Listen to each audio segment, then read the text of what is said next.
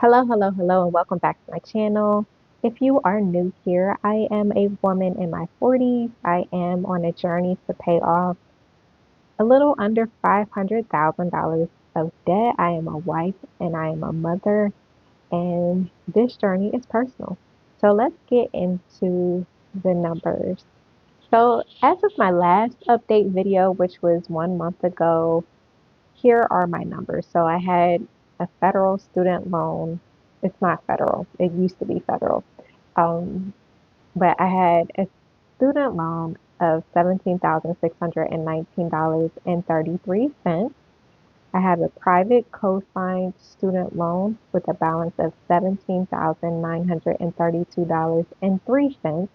So that brought my total consumer debt to $35,551.36.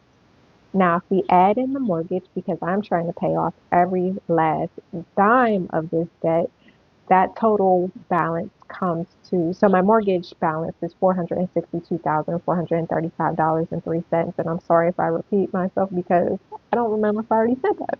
But anyway, that total debt balance is $497,986.39. So that was last time. April, from a budgeting standpoint, was absolutely crazy. My family was on spring break and our budget was on spring break too, obviously. And so it was a mess. We were not able to put extra money on anything. We did pay the payments, obviously. We made the minimum payments, but nothing extra was put towards debt, unfortunately. So let's look at where we're at now.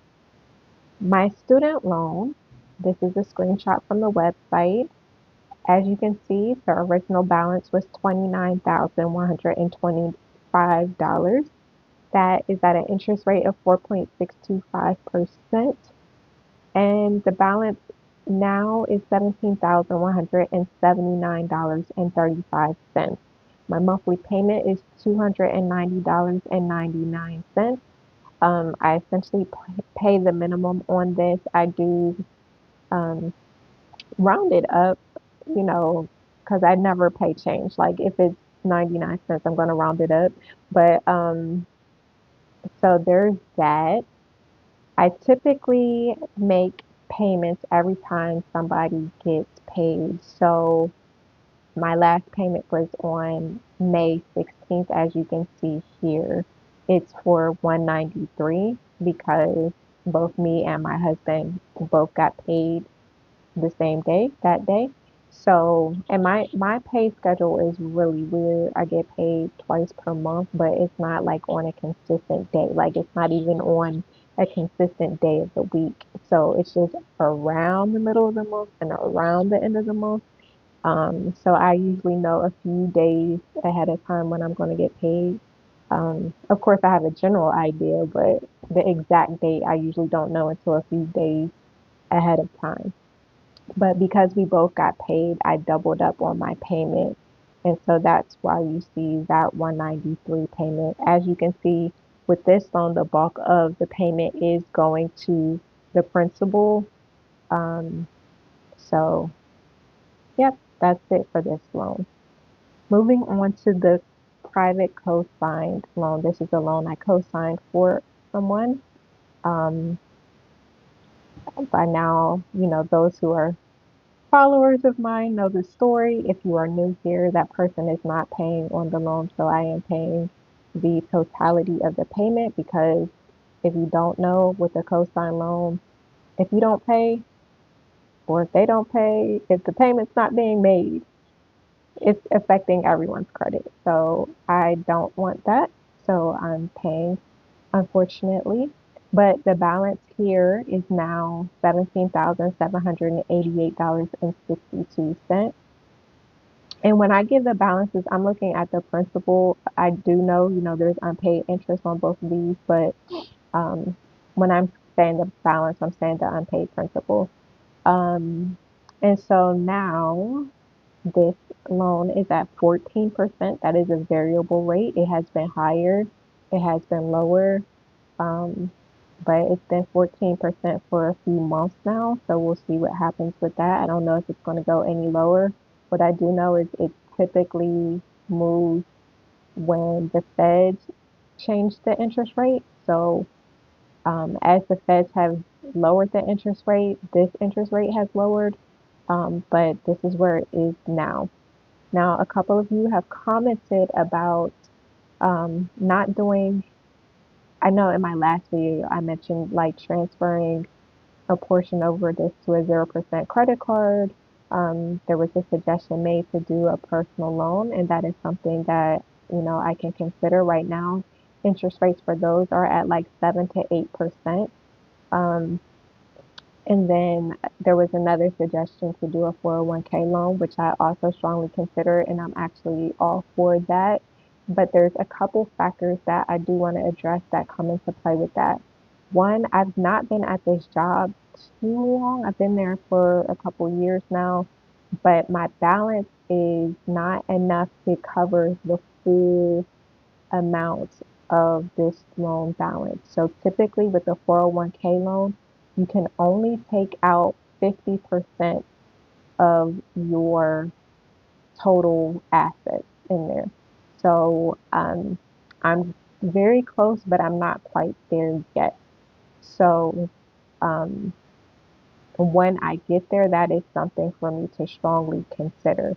The other issue is typically when you take out a 401k loan, if you separate from the employer for whatever reason, like if I try to get a new job or if, um, I get laid off or something like that, you typically have to pay the 401k loan back right away. And so that is something that I have to consider as well. So I want to make sure I'm in a position. I don't have any plans to leave at the moment, but you just never know what's going to happen. So I just have to be clear that I have to have a backup plan. Like if that were to happen, how am I going to pay that amount back right away? So that's something for me to consider. Um, but definitely something's going to happen soon. I know I was saying in the previous video, I want to be able to do I don't want to do any type of loans or credit until August when the hard inquiries for our cars. If you didn't watch the last video, we had to buy two cars back to back because we bought one car last year. It was totaled this year. So it was totaled the end of last year. And so we had to replace it. So that was two hard inquiries on my credit report. Um, and so I just want one of those to come off, which will be in August. And then I'm going to move forward with transferring this somewhere, somehow. Now, the 401k loan would not impact my credit report, I don't believe. So once I get to where 50% of my balance in there is um, totaling this balance, then that's something that I may do. Okay, last but not least, my mortgage. So that mortgage balance is $461,321.86. That is at 2.25% interest, and the payment is $2,920.54. As I mentioned in my last video, someone made the suggestion to try to pay extra on the mortgage, and I was kind of in agreement with that. And so last month I was planning to do a payment of $3,000, but as I told you, we were on spring break and the budget was on spring break too. So that just did not happen. But I am anticipating that that will happen this month, where I'm just going to round this up to $3,000. So let's look at everything yet again. So my school loan is $17,179.35. When we add in my co-sign loan, it is $17,788.62. That brings my total consumer debt to $34,967.97.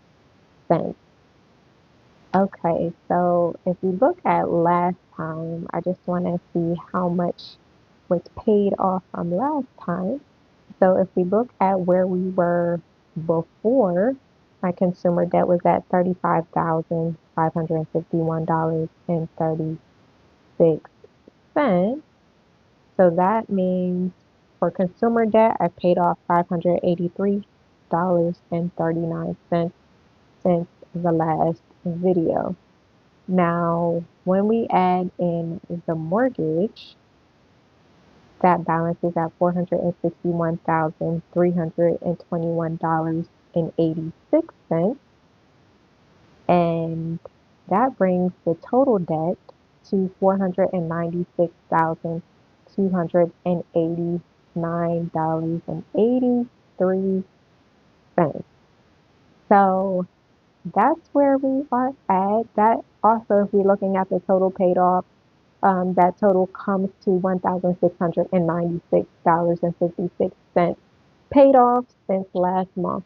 So as you know, if you watch my channel, everything's a win. You know, as long as this number is positive, as long as we're not going backwards, it's a win for me.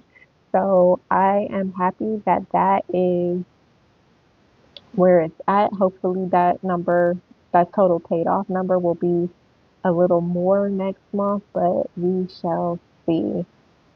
If you have any questions or comments, feel free to drop them in the comment box below. I really love reading your comments and hearing your feedback. So we are all in this journey together. I hope that you are being consistent with your progress. I hope your April went a lot better than mine did. And just stay tuned. Until next time, have a great day.